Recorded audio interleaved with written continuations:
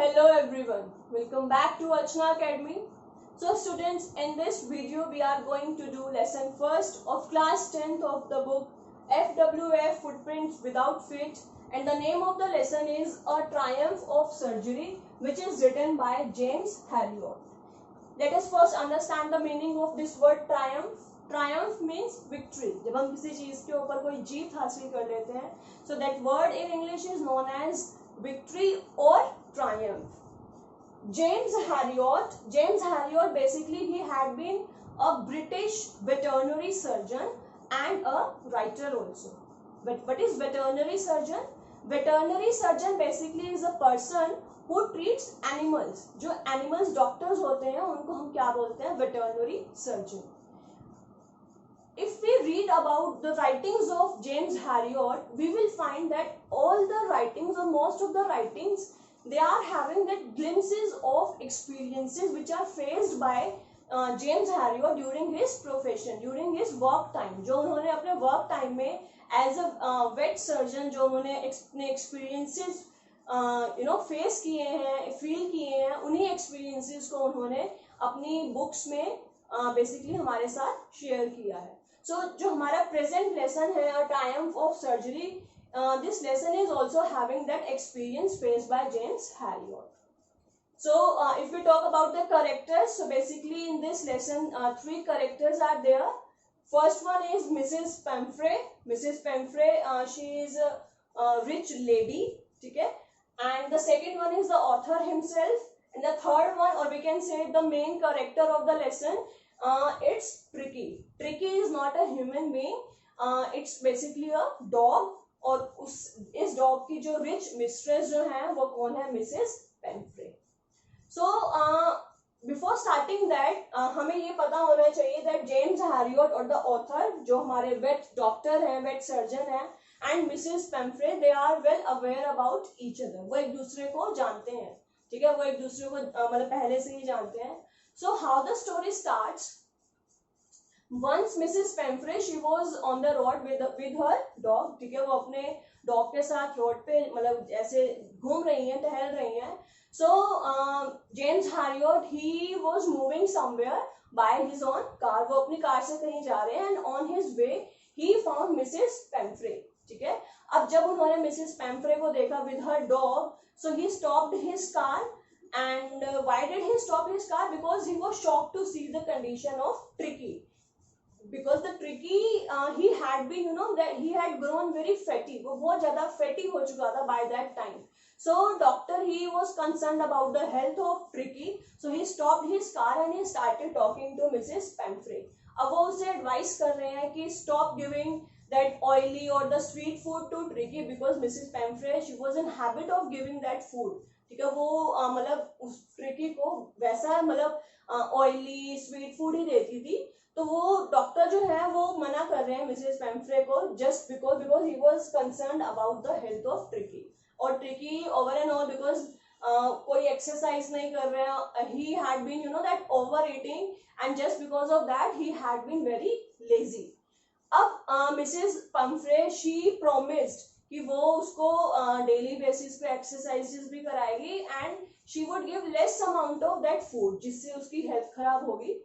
Now James Harriot और the author, he was aware कि Mrs. Pamphray अभी तो उन्हें promise कर रही है, but she would not fulfill her promise. So वो वहाँ से चला जाते हैं after giving a warning to Mrs. Pamphray. वो वहाँ से चले गए, but he was expecting somewhere that Mrs. Pamphray would give a call soon. She would give a call to him. So Mrs. Pamphray, as I said earlier, that she didn't stop that giving food to Tricky. तो वो उसे वही, because Tricky was a pampered dog, वो उसे वैसा ही food continue रखती है. So after some days, the health or the condition of Tricky, it became the worst. और उस टाइम पे Mrs. Pamphray, she just remembered doctor. वो उसे उन्हें उस डॉक्टर को वो कॉल करती है, and at that time जो डॉक्टर जो थे, he was aware कि अगर वो ट्रीटमेंट मिसेस पेम्फ्रे के घर में करेंगे तो that treatment would not bring that result that he was expecting. तो वो मिसेस पेम्फ्रे को क्या बोलते हैं कि if you are concern if you about the health of Tricki, so you have to bring that dog to my hospital itself, ठीक है। अगर इसका जो ट्रीटमेंट जो मैं करूंगा वो अपने हॉस्पिटल में ही करूंगा। Then he decided that he himself would go to Mrs Pumphrey's house to bring Tricki, और वो चला जाता है ट्रिकी को लेने के लिए।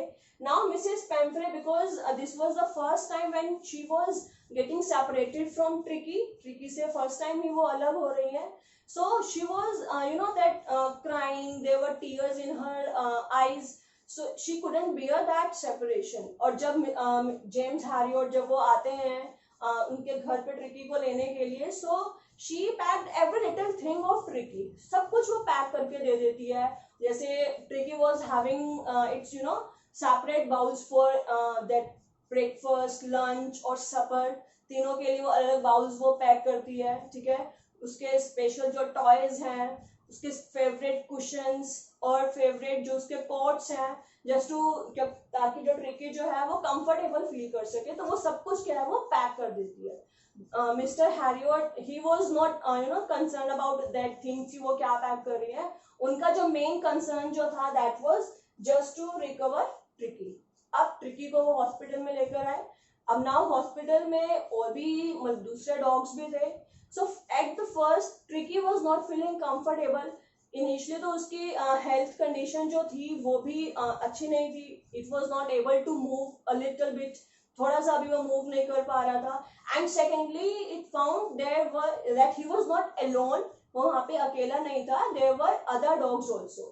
सो mister Herriot he decided that he would not give anything to eat for some days to Tricki. तो फॉर द 2 days उन्होंने ट्रिकी को कुछ भी खाने के लिए नहीं दिया। Tricki was on liquid diet, ठीक है। So by the end of second day, ठीक है, सेकेंड डे के एंड पे there was a little bit movement in Tricki. Mister Herriot ने ट्रिकी में कुछ मूवमेंट्स जो थी वो ऑब्जर्व की, and that little bit movement was indication that Tricki was recovering, ठीक है। अब उसने जब थोड़ा बहुत रिकवर होना स्टार्ट किया, इट स्टार्टेड मूविंग। और जो दूसरे डॉग्स का ग्रुप जो था वहां पे भी धीरे धीरे इसने क्या उनके ग्रुप्स में मतलब एंटर होना स्टार्ट किया। So it was trying its level best to make itself comfortable. Now Mrs Pumphrey, because she was concern, उनको चिंता रहती थी कि ट्रिकी कैसा है on the daily basis, she was making a call and every time Mr. Harriot he gave an assertive answer. Assertive answer means positive answer ही उन्होंने दिया कि tricky is getting well, it is recovering, ठीक है। So after some days जब Mrs पेम्फ्रे ने as usual as a daily routine जब उन्होंने call किया, so by that time tricky जो था मतलब वो बहुत अच्छे तरीके से रिकवर कर रहा था। अब जब मिसिस पेम्फ्रे ने कॉल किया तो मिस्टर हैरियट और द डॉक्टर ने क्या बोला that tricky is recovering and convalescing rapidly. Now convalescing means, this is the word that you have to keep in your mind. Convalescing means जब आप किसी illness से you are getting recovered, आप recover हो रहे हैं after medical treatment. So after listening this, जब doctor ने इस वर्ड को यूज किया, so Mrs. Pemfrey she was feeling relaxed कि ट्रिकी जो है अब वो यू नो थोड़ा नहीं बहुत अच्छे तरीके से वो रिकवर हो रहा है। Now she started sending that special diet for tricky, जैसे वो घर पे ही देती थी तो वैसे ही उन्होंने मतलब जैसे जो एग्स जो थे 2 डजन ऑफ एग्स वो एक ही टाइम पे भेजती थी ट्रिकी के लिए, कि वो क्योंकि हमें पता है कि एग्स हैं बेसिकली वो एक प्रोटीन रिच डाइट है, तो उसे था कि ट्रिकी की हेल्थ को और ज्यादा इम्प्रूव करने के लिए एग्स जो है वो और ज्यादा बेनिफिशियल होंगे। So she started sending and sometimes she used to send wine. Wine basically क्यों भेजती थी, ताकि जो ट्रिकी का जो ब्लड जो है वो उसमें रिचनेस लाने के लिए, क्योंकि वो रिकवर हो रहा है, तो she thought that wine would be a better option for tricky. अब क्योंकि अब यहाँ पे जो डॉक्टर जो है उन्होंने तो डिसाइड किया था that he was not going to give you know anything to eat to Tricki. अब वो दूसरी साइड वो मना भी नहीं कर सके मिसेस पेम्फ्रे को, because she was very concerned about the health of tricky, मना भी नहीं कर पाए। So he with his friends starting to take those things in their meal. वो अपने ही फूड में जो मिसेस पेम्फ्रे एग्स भेज रही हैं और जो वाइन भेज रही हैं, सो वो उन्होंने अपने अपने खुद ही कंज्यूम करना स्टार्ट कर दिया. सो it was like a party time for them. वो उस चीज को बड़ा एंजॉय कर रहे थे. क्यों? क्योंकि on the daily basis Mrs Pumphrey Tricki के लिए बहुत कुछ भेज रही हैं खाने के लिए, बट डॉक्टर जो है वो ट्रिकी को वो सब नहीं दे रहे हैं, क्योंकि उनके तो अपने खुद के ही डाइट्स थे. ठीक है, उस डाइट के अकॉर्डिंग वो ट्रिकी को फूड दे रहे हैं. तो जो भी खाना, जो भी फूड जो है वो मिसेस पेम्फ्रे प्रोवाइड कर रही हैं. So doctor he himself with his friends they all are consuming that. तो he was also enjoying that time period कि ट्रिकी के लिए सामान आ रहा है खाने पीने का, और हमारी तो it's like a party time for us. So by कि उस टाइम तक fortnight, a period of fortnight, it means around 15 days Tricky was in the hospital. अब मिसेस पेम्फ्रे she was asking कि मैं अब ट्रिकी को अपने घर लेके जा सकती हूँ, क्योंकि अगर वो क्योंकि वो रिकवर हो रहा है, उसकी हेल्थ कंडीशन जो है वो अच्छी हो रही है. अब doctor, because he was in temptation to have that food जो मिसेस पेम्फ्रे वो भेज रही है, ही कुड नॉट रेजिस्ट. वो अपने आप को मना ही नहीं कर पा रहा था कि मैं सोच रहा था कि मैं अभी मना कर देता हूँ कि अभी नहीं, थोड़े और टाइम के लिए I would like to enjoy that food. हमें वो खाना खाने के लिए मिलेगा, वो वाइन पीने के लिए मिलेगी. But on the other hand he thought, because he was loyal to his profession, तो उसने सोचा कि नहीं, क्योंकि मिसेस पेम्फ्रे वो बहुत ज्यादा वरीड है अबाउट ट्रिकी, वो ट्रिकी से मिलना चाह रही है. So ultimately he said yes to Mrs Pumphrey. So Mrs Pumphrey आती हैं and she became happy to see Tricki. ठीक है, उस टाइम तक जो ट्रिकी पहले वो बिल्कुल लेजी फैटी था. ठीक है, he was not able to move a little bit. After spending 2 weeks in the hospital, Tricky was completely changed. He was reacting like other dogs. It had been that very active, बहुत ज़्यादा active हो गया था उस time तक. And जो उसके अंदर जो laziness थी, it was completely wiped off. वो बिल्कुल खत्म हो गई थी. और जो fatty जो पहले था वो अब बिल्कुल thin in the sense कि ठीक थी उसकी body. Now उसकी health condition, it was the best हम जो बोल सकते हैं वो था.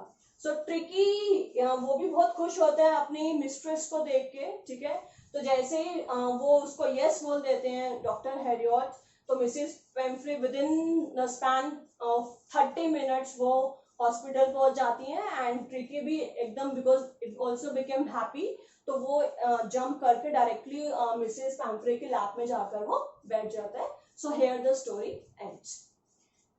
Now let us talk what are some important questions that can be asked from this lesson in the examination. First important question, you have to write the condition of Tricky like before moving into the hospital and after coming back from the hospital. तो आपको वो दोनों conditions को compare करना है. ये आपकी first question बनता है. Second question that you may be asked, that you have to write about author of this lesson or about Mr. Harriot. कि आपको क्या लगता है which type of person Mr. Harriot is, कैसे person है. So you have to write your answer कि मतलब Mr. Harriot, he was a good person, he was a very kind person, क्योंकि उन्होंने मिसेस पेम्फ्रे को सजेस्ट भी किया है. समटाइम्स ऐसे आपसे पूछा जाता है कि do you think Mr. Harriot, he had been that loyal person to his profession? So your answer must be yes, he was loyal. How we can say? Because when Mrs. Pemfrey, she called Dr. Harriot to take Tricky back, so initially he was thinking कि नहीं, मैं अभी नहीं भेजता. But later on he thought कि Mrs. Pemfrey being very concerned about Tricky, वो भी उनसे मिलना चाहती है. Then he said yes to Mrs. Pemfrey. So ये इसकी डॉक्टर की लॉयलिटी को रिफ्लेक्ट करता है. तो आपने ये आंसर इसमें लिखना है. अब अगर हम बात करते हैं next one is Mrs Pumphrey के बारे में. Do you think she did good to Tricki? ठीक है, on the one hand she was being she was saying कि वो ट्रिकी को ऐसा फूड दे रही है जस्ट बिकॉज कि अगर वो फूड नहीं देगी तो ट्रिकी वुड फील लॉनली. तो एक साइड से वो तो पैम्पर कर रही है, but that pamperness turn into over pamperness. ठीक है, जब वो ओवर पैम्परनेस हो गया, so was that good for Tricki और Mrs Pumphrey, was she right?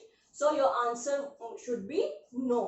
She was not right in her decision, क्योंकि वो जो पैम्पर जो वो कर रही थी, it turn into over pamperness, और ओवर पैम्परनेस की वजह से क्या हो गया, ट्रिकी की हेल्थ कंडीशन जो थी, इट बिकेम वेरी वर्स्ट. अब एक हम वैल्यू बेस्ड जो मोस्ट ऑफ द टाइम अगर हम अपने प्रीवियस क्वेश्चन पेपर्स को उठा करके देखें तो एक वैल्यू बेस्ड क्वेश्चन इसमें बनता है कि जैसे मिसेस पैम्फ्रे, मतलब मोस्ट ऑफ द टाइम जो हमारे मोस्ट ऑफ द पेरेंट्स जो हैं, they do the same as Mrs Pumphrey did. जैसे इस लेसन में मिसेस पैम्फ्रे ने इस लेसन में ट्रिकी के साथ किया, तो बहुत से पेरेंट्स ऐसे ही होते हैं, वो भी अपने मतलब बच्चों के साथ बड़े पैम्पर्ड होते हैं, मतलब ओवर टेक केयर करते हैं उनका. So do you think they are right? Your if yes why, if not why? So क्या आंसर होगा आपका? In short you have to write your answer in the comment section. ठीक है, सो वैसे मैं आपको बता देती हूँ, थोड़ा सा हिंट दे देती हूँ कि हमारे पेरेंट्स, कुछ जो parent, most of the parents अगर मिसेस पैम्फ्रे की तरह जो डील करते हैं अपने चिल्ड्रन के साथ, अपने वार्ड्स के साथ, so they are not good at their decisions. So reasons, you just think over this, but can be the reasons. You have to relate your answer with the condition of tricky and just write your answer in the comment section. If you like my video, if you find my video useful to you, so like my video, share it as you can, and subscribe my channel. Thank you very much.